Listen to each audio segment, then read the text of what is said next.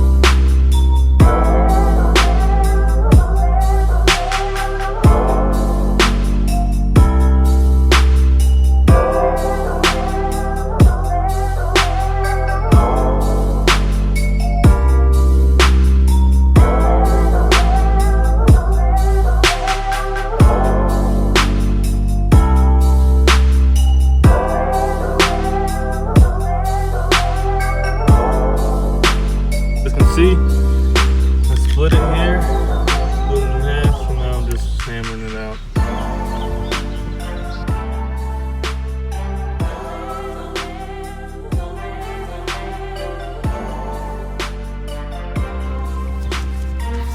It's out.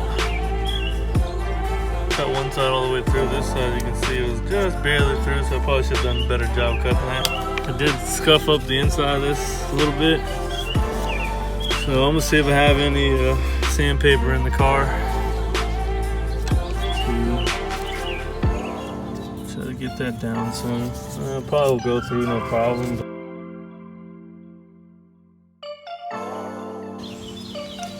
I'm just gonna slide this through. Just to make sure it all fits. It's fine, smooth enough. Is that one in there pretty easy? Slide this side in.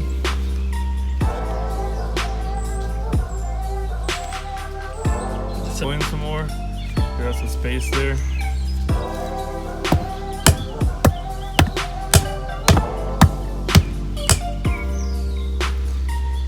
Now you got a nice even all around. I can put this back in there. Some arrow facing towards the front bumper. And I'll go put this back in.